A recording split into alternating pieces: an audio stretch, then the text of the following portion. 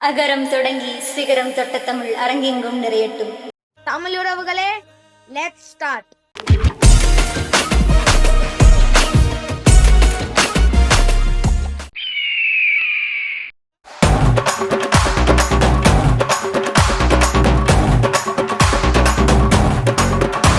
கண்முன் தோன்றி காணப்பெறாத காணாச்சுனை. காணாச்சுனை 5வது வகை சஞ்சீவனி. உண்மையிலே அந்த வரி பாருங்களேன், கண்முன் தோன்றி காணப்பெறாத. கண்ணு முன்னாலேயே இருந்துச்சு இந்த 4 வரி. ஆனால் முதல் முறை வாசிக்கும் போது கிடைக்கவில்லை. மீண்டும் மீண்டும் வாசிக்கும் பொழுதுதான் அந்த 4 வரிக்குள்ள இத்தனை விஷயம் இருக்கா, இந்த 5 மூலிகைகள் தான் இங்க இருக்கு அப்படிங்கிறது முதல் வாசிப்பில் கிட்டவில்லை. இப்படி பல அதிசயங்கள் கொண்டதுதான் இந்த நூல். பல மறுவாசிப்புகளுக்கு உட்படுத்த வேண்டிய ஒரு நூல் இந்த சென்னிமலை முருகன் புலவராற்றுப்படை. இப்படி இன்னும் நிறைய அதிசயங்கள் இந்த மலையில உண்டு.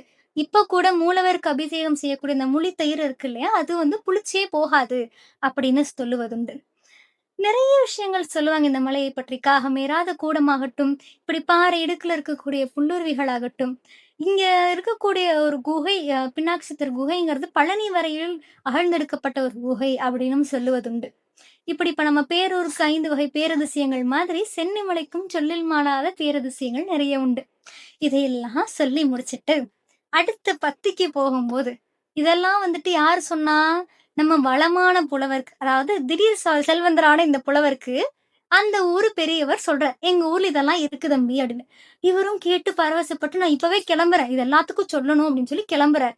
இவரை எந்திரிச்சு போகவே விடமாட்டாங்களா இருக்குது அந்த ஊர்ல. சாப்பிட்டுட்டு கிளம்புறனாரு உட்கார வச்சு கதை சொல்ல ஆரம்பிச்சாங்க. திரும்பி கதை கேட்டு கிளம்புறனாரு மறுபடியும் உட்கார வச்சு, அது எப்படி நீ வெறுங்கையோட போவ, வயிறாத சோறு போட்டோம் அதுக்காக வெறுங்கையோட அனுப்புறதா அப்படியெல்லாம். வந்தவங்களுக்கு நம்ம ஊர்ல ஒரு தட்டத்துல ஏதாவது கொடுத்தா கூட திருப்பி வாழைப்பழம் வச்சு கொடுக்குற பழக்கம் உண்டு. அது எப்படி அவனை வெறுங்கையோட அனுப்புவேன், அது விருந்தோம்பல் கிடையாது, நீ உட்கார், நான் உன்னோட தமிழுக்கு நான் அடிமையாகி விட்டேன், உன் தமிழுக்காக இதெல்லாம் கொடுக்குற, மறுக்காம வாங்கிக்கணும் அப்படின்னு சொல்லி கொடுத்தாங்க பாருங்க ஒரு லிஸ்ட். எங்க ஊருக்காரங்க எவ்வளவு காசு படைச்சவங்களா இருந்திருக்காங்க. நிஜமா நான் சிலப்பதிகாரத்துல 1000 களஞ்ச பொன் மாதவிக்கு அரங்கேற்றத்துல கொடுத்தாங்கன்னு சொன்னப்போ, 1000 களஞ்சா, அது இப்ப கோல்டு ரேட்டுக்கு கிடைச்சா 7 தலைமுறைக்கு உட்கார்ந்து சாப்பிடுவேனேன்னு யோசிச்சேன். இங்க இவருக்கு கொடுத்த அந்த பரிசு 4 வரி பாடினதுக்கே இவ்வளவு கொடுக்குறீங்களே, இப்படி தெரிஞ்சா நான் அந்த காலத்திலேயே பிறந்து என்னென்னவோ வாங்கியிருப்பேனேங்கிற பொறாமப்படுற அளவுக்கு இருக்கு. என்னென்ன கொடுத்துருக்காங்க, பொன்னும் மணியும் உரைத்தவர் முத்தும். பொண்ணு மணி முத்து இதெல்லாம் கொடுத்தாச்சு. மணி விரல் ஆளியும், அதாவது இந்த மோதிர விரலுக்கு போடுற ஆளியும், மகர கண்டிகைன்னா இந்த இடத்துல போடக்கூடிய ஒரு அணிகளை, மகர கண்டிகையும், மரகத மாலையும், இந்த இடத்துல மரகத கற்கள் அதிகமா கிடைக்கும் கொங்கு பெல்ட்ல. சோ மரகத மாலையும், வைர கடுக்கனும், தங்க பதக்கமும், தகுகை கடகமும், அழகு திகழுற மணி அணிகலன்கள் பிறவும். இதெல்லாம் பார்த்தாதான் இன்னும் சில அணிகலன்களும். இந்த வரி நோக்கு நுழையா நுண்ணிலை ஓட்டிய வேயுரி என்ன வெண்துகிலாடையும்.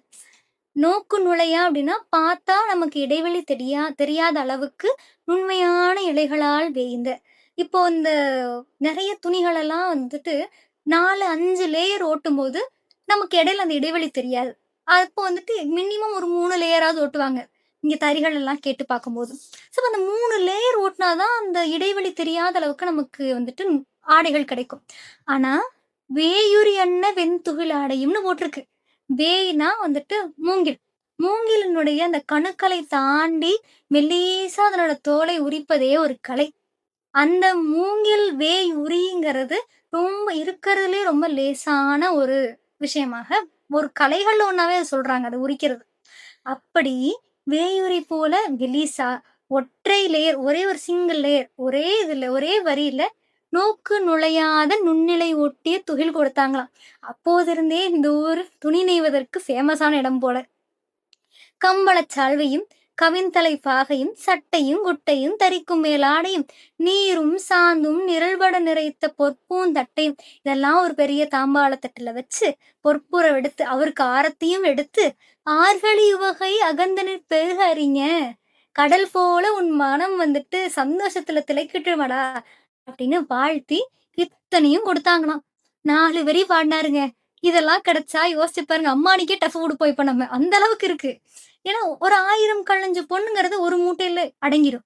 அந்த 1000 களஞ்சு பொண்ணுக்கு அவ்வளவு மதிப்புனா, இது இத்தனையும் பொன்னும், மணியும், மரகதமும். இத்தனையும் நான் பெற்றுவிட்டேன். நீயும் செல்லடா புலவா! உனக்கும் இதெல்லாம் கிடைக்கும்னு சொல்றார். இப்ப நம்மலாம் ஒரு மாரி ஆன்னு ஸ்டக் ஆயி நின்னோம் இல்லையா? நானும் அப்படி நின்ட்டேன். அந்த வறுமையின் புலவரும் நின்று விட்டார். சொல்லிட்டு இந்த வளமிகுது புலவரும், "சரி நான் தான் சொல்ட்டேன்ல, கிளம்பு" அப்படின்ட்டு போறார். அப்பதான் நம்ம புலவன் பதறுகிறான். "அடே அடே நில்லு நில்லு நில்லு.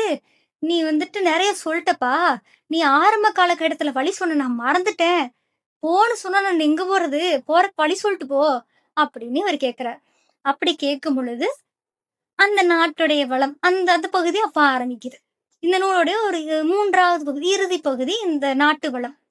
அந்த பூந்துரை நாட்டுக்கு போற வழியெல்லாம் சொல்லி, அந்த நாட்டுல என்னெல்லாம் இருந்துச்சு அப்படின்லாம் அழகா சொல்றாங்க. கொங்கு மண்டலம் அப்படிங்கிறது மூவேந்தர்கள் ஆ ரொம்ப பிரதானமாக வருவதற்கு முற்பட்ட காலத்துல, இங்க ஐவகை மண்டலங்கள் இருந்ததா சொல்லுவாங்க.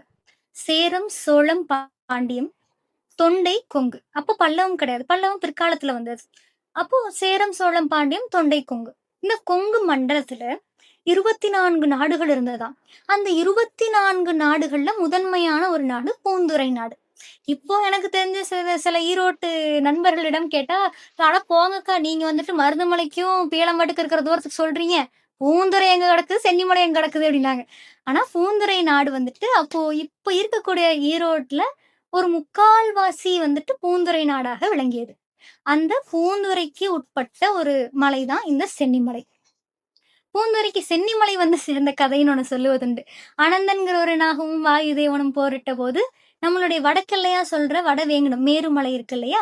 அந்த மாலவன் குன்றம் சிதறி தெறித்து, அந்த சிதிலத்துல சிகரப்பகுதி, சிரகிரி அப்படின்னு சொல்லுவாங்க. சிகரப்பகுதி வந்து விழுந்த இடம் தான் இந்த சென்னிமலை. சென்னிமலைக்கு இப்பயும் சிரகிரிங்கிற பெயர் உண்டு. ஸோ அப்படி பூந்துறையில வந்து விழுந்த ஒரு மலை இந்த சென்னி. இப்படிப்பட்ட இந்த சென்னி மலையில நீங்க பார்க்காத அதிசயம் கிடையாது. கேட்காத மொழிகள் கிடையாது. நீ என்ன கேட்டாலும் அங்க அது எல்லாமே இருக்கும். அப்படின்னு அவர் சொல்லுகிறார். எல்லாமே வந்துட்டு எப்பவுமே நம்ம தமிழ் இலக்கண முறைப்படி இதுதான் இறுதி பகுதி இந்த செய்யுள்ல. தமிழ் இலக்கண முறைப்படி எந்த ஒரு நிலத்தை பாடினாலும், அந்த நிலத்துடைய பெயர், அதை சுட்டக்கூடிய கருப்பொருட்கள். மனிதர், தெய்வம், விலங்கு, பறவை, புல், அப்புறம் அவங்களுடைய யாழாகட்டும், அவங்களுடைய பண்ணாகட்டும், அவங்க சாப்பிடுற உணவு, அவங்களுடைய பணிகள், வேலைகள், மக்களுடைய பெயர், குறவன், குறத்தி மாரி பெயர்கள், இது எல்லாமே சொல்லணுங்கிறது மரபு. அதே மாதிரி ஒரு காட்சிய நீங்க காட்டுறீங்க அப்படின்னா, அதனோட உரிப்பொருள். இப்ப ஊடலும், உடல் நிமித்தமும், பிரிதலும், பிரிதல் நிமித்தமும்னு காட்ட வேண்டியது தமிழ் இலக்கணத்துடைய ஒரு முறைமை. இந்த வறிய புலவனை சந்தித்த காட்சி இந்த புத்தகத்துல வரும்போது, அது ஒரு பாலை நிலமா சித்தரிக்கப்பட்டிருக்கு. பாலைல இருக்கக்கூடிய விஷயங்கள்லாம் அங்க கழுக காமிச்சாங்க, பருந்த காமிச்சாங்க. இதெல்லாம் காமிச்சுட்டு இது பாலைன்னு உணர்த்தின பிறகு தான் அவன் வறியவன் அப்படிங்கிறதே காமிச்சாங்க. அந்த மாதிரி ஒரு நிலத்த பத்தி நம்ம சொல்லும்போது, அந்த ஐவகைகள்ல எந்த வகைன்னு சொல்லணும். இப்போ இந்த புலவன் கேட்கறான், இது எந்த வகை நிலம்னு சொன்னா, நான் போற வழியில அதுக்கு ஒரு மலையா இருக்கா, இல்ல காடா இருக்கான்னு பார்த்து போய்க்க வேண்டியதில்ல அப்படின்னு. அதற்கு இவர் சொல்லுகிறார், பூந்துரை நாடுங்கிறது கடல் மட்டும் தான் இல்ல. குறிஞ்சி, மருதம், முல்லை, பாலை இந்த 4 நிலப்பகுதியில் இருக்கக்கூடிய எல்லாமும் கொண்ட ஒன்றுதான் இந்த கொங்கு மண்டலம். இந்த கொங்கு மண்டலத்துல குறிஞ்சின்னு சொல்ற இடத்துல நீங்க முருகன பார்க்கலாம். காந்தல் மலர்கள பார்க்கலாம். குரங்குகள் உள்ளிட்ட விலங்குகளை பார்க்கலாம். அதுவும் ஒரு காட்சியில காட்டுவாங்க. குறவனும் குறத்தியும் வள்ளைப்பாட்டு பாடிக்கிட்டு இருக்கும்போது, சிறுவர் சிறுமியர் கவன்கள் அந்த உண்டிகோல் அடிக்க, அது பறவையில் தப்பி அங்கருந்து புலி மேல் பட்டு பக்கத்துல இருந்த யானை மேல அந்த புலி பாயறத பார்த்து அந்த சிறார் சிரிப்பார்கள். இந்த ஒரு ஒரு 4 வரியில குறிஞ்சியோட எல்லா அழகையும் பார்த்துருவீங்க. காந்தல் மலர் வந்துரும். அந்த மக்கள் தெரிஞ்சுருவாங்க. அவங்களுடைய விளையாட்டுகள், அந்த இருக்கக்கூடிய புலி, யானை இதெல்லாமே வந்துரும். அவங்களுடைய இது வந்துட்டு கூடல் கூடல் நிமித்தம்னு சொல்லுவாங்க. அவங்களுடைய அன்பு நிலம் அது குறிஞ்சி. குறிஞ்சி மட்டும் தான் இருக்கா? இது வெறும் மலையான்னு பார்த்தா, இல்ல இது ஒரு முல்லை நிலம். ஏன்னா போற வழியில கஞ்சங்குள்ளையும், முல்லையும் இருக்கும். இங்க நீங்க மாலவன் குன்றத்தையும் பார்க்கலாம். ஆயர், ஆய்ச்சியர் இருப்பாங்க. இந்த ஊர் வந்துட்டு பால் பொருட்கள். நெய், பாலு, தயிர் இதுக்கு ரொம்ப ஃபேமஸ். ஸோ இந்த இடத்துல நீங்க முல்லையையும் பார்க்கலாம். முல்லை காடுன்னு மட்டும் தான் இருக்கான்னு பார்த்தா, இந்த கொங்கு மண்டலத்துல நீ நுழையும்போதே வயலும், வயல் சார்ந்த நிலம் நெறைய இருக்கும். அங்க உழவர்களும், உழத்தியரும் வந்துட்டு சண்டை போட்டுக்கிட்டே இருப்பாங்க. உழத்தியர் சண்டை போட்டு முகத்த திருப்பிட்டு உட்காரும்போது, அங்க இருக்கக்கூடிய செங்கழுநீர் செங்கழுநீர் மருதத்துக்குரிய ஒரு மலர். அந்த செங்கழு நீர் மொட்டை பறிச்சு அது செவ்வள்ளின்னு நம்ம சொல்றோம். அது வயல்ல இருக்கும். அந்த செங்கழு நீரை பறிச்சு அவளுடைய கூந்தல்ல சூடி அவன் சமாதானம் செய்வான். இந்த மருதநில காட்சி எல்லாம் கூட நீ பார்ப்ப. ஆக இத வந்துட்டு மருதம்ன்னு நீ சொல்லலாம். அதுக்காக இந்த ஊர்க்காரங்க ரொம்ப அமைதியானவங்க நீ நினைச்சிடப்படாத சாமி. அதுவே அந்த உலத்தி மகளை அவன் சமாதானம் செய்துட்டா பரவாயில்ல. சண்டை ஆயிடுச்சோ, வெறி கொண்டவள் கொற்றவையாகி விடுவாள். அந்த இடத்துல நீ பாலை நிலத்தை பார்த்து விடலாம். அவள் கொற்றவையாக நின்று அந்த செஞ்சாந்து பூசி அப்படி ஒரு ஆட்டம் ஆடுனா 4 நிலவும் ஆடி போயிருமடா, ஆடி போயிரும். அது மட்டும் இல்ல, நீயும் நானும் சந்திச்சுக்கிட்டோமே பாலை, இந்த பாலை நிலவும் இதே கொங்குல தான் இருக்கு. நான் வேற இத்தனை செல்வத்த தூக்கிட்டு இந்த வழியில பொழிநடையா போறேன். எப்போ யாரு வந்து இந்த செல்வத்த சூறையாடிட்டு போவாங்கன்னு தெரியல. உங்ககிட்ட பேசுறதுக்கெல்லாம் எனக்கு குடுத்தேன் அவன் பாட்டுக்கு எடுத்துட்டான். நான் கஷ்டப்பட்டு பாடுனதுக்கெல்லாம் என்ன பிரயோஜனம்? அதனால என்னால நிக்க முடியாது. நேரமாயி போச்சு. இன்னும் பெக்க பெக்க என்னையவே பார்க்காம அவ பாட்டி சொன்னா பாத்தியா? "காவினம் கலனே சுருக்கினம் கலப்பேன்னு" சொல்லி, சட்டுன்னு உன்னோட கிழிஞ்சு போன அந்த ஓலையாச்சும் தூக்கிட்டு ஓடுறா தம்பி! அப்படின்னு சொல்லி, அந்த சென்னிமலை முருகன் உன்னை காப்பாத்துவான். அவன மட்டும் கூப்பிட்டுட்டு கிளம்பு. அப்படிங்கிறதோட இந்த செய்யுள் பாடல் நிறைவடைகிறது. இதுதான் சென்னிமலை முருகன் புலவர் ஆற்றுப்படை அப்படிங்கிற அந்த ஆற்றுப்படை நூல். நிறைவா ஒரு 4, 5 விஷயங்கள் மட்டும் பார்த்து இந்த நூலை நம்ம நிறைவு செய்துடலாம். ஏன்னா நூலுடைய கதை இவ்வளவு அழகா இருக்கும்போது, அந்த கதையை எழுதியவரை பற்றியும் இந்த நூலோட நயத்தையும் சொல்லணும் இல்லையா? ஆற்றுப்படை 5 வகை. அதுல முதன்மையானது புலவர் ஆற்றுப்படை. அந்த புலவர் ஆற்றுப்படையினுடைய அருமுறை வாழ்த்தான கொடிநிலை, பரவல், வள்ளி, கந்தளி, புகழ்ச்சி மற்றும் புலவர் ஆற்றுப்படை. இந்த 6 முறை வாழ்த்துகள்ல ஒன்றான இந்த புலவர் ஆற்றுப்படை, ஏன் நீங்க புலவர்கள வச்சு எழுதுனீங்க? அப்படின்னு தெய்வசிகாமணி ஐயாவிடம் கேட்கும்போது, வழக்கமா கூத்தர் ஆற்றுப்படை அப்படின்னா, ஒரு கூத்தன் இன்னொரு கூத்தனுக்கு ஆற்றுப்படுத்துவான். அதே மாதிரி பாணர் ஆற்றுப்படைன்னா, ஒரு பாணன் இன்னொரு பாணனுக்கு ஆற்றுப்படுத்துவான். ஒரு புலவன் ஒரு புலவனுக்கு ஆற்றுப்படுத்தும்படி ஏன் ஐயா வைத்தீர்ன்னு கேட்டா, என்னை தத்தெடுத்த தமிழனுடைய முதலானவன் குறிஞ்சி கிழவன், தமிழ் புலவன், அவன்தான் மூத்த புலவன். அந்த புலவனை நோக்கி பேச வேண்டியது ஒரு புலவராற்றுப்படையாகத்தான் இருக்கணும். கூத்துக்கரசன் நடராஜனை பற்றி பாடியிருந்தால் நான் கூத்தராற்றுப்படை பாடியிருப்பேன். இல்ல பாணர்கள் பாட்டுக்கு தலைவனானவனை பற்றி பாடியிருந்தால் நான் பாணராற்றுப்படை பாடியிருப்பேன். ஆனா இது என்னுடைய குறிஞ்சி கிழவன் தமிழ் புலவனை பற்றியது. இது புலவராற்றுப்படையாகத்தான் இருக்கணும் அப்படின்னு சொல்லி இது ஒரு புலவராற்றுப்படையாக தெய்வ சிகாமணி அவர்கள் அமைத்தார் அப்படிங்கிற செய்தி அவருடைய தன் குறிப்புல கிடைத்திருக்கிறது. இந்த தெய்வ சிகாமணி அவர்கள் நம்மளுடைய ஆசிரியர் 1966ல சுவேசா ஐயாவை போலவே தேடி தேடி பல்வேறு சுவடுகளை எல்லாம் சேகரித்து அதை வந்து அச்சு நூலாக்கி பதிப்பித்து அரும்பெரும் பணிகள் பல செய்தவர். அவர் எழுதிய இன்னொரு நூல் வதரி ஆற்றுப்படை.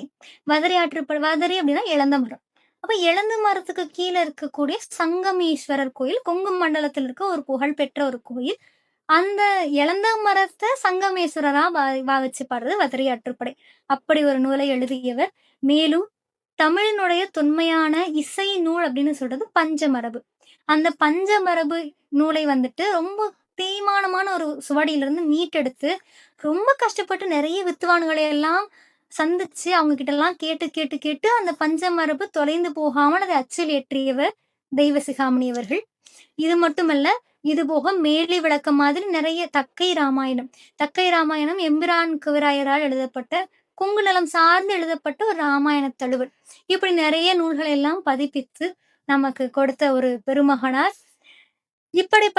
இவர் வந்து திருச்செங்கோடு முத்துசாமி கோனாரும் இவரும் தான் கொங்கு மண்டலத்துல பெரும்பான்மையான நூல்களை பதிப்பித்தவர்கள்.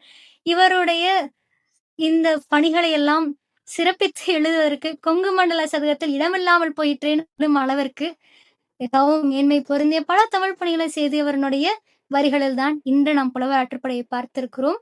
நேரம் கிடைத்தால் கொங்கு மண்டலத்தை பற்றி படிக்கணும்னு ஆசை இருந்தால், தெரிந்து கொள்ள விரும்பினால் கொங்கு மண்டல சதகம் அப்படிங்கிற ஒரு நூலையும் தேர்ந்து பாருங்கள். நான் சொன்னது சென்னிமலைங்கிற ஒரு ஊரை பத்தின கதை, ஒரு முருகனை பத்தின கதை, ஒரு புலவனை பத்தின கதை. கொங்கு மண்டல சதகம் என்பது இது மாதிரி 100 பாடல்கள்ல 100 கதைகளை கொண்ட ஒரு நூல்.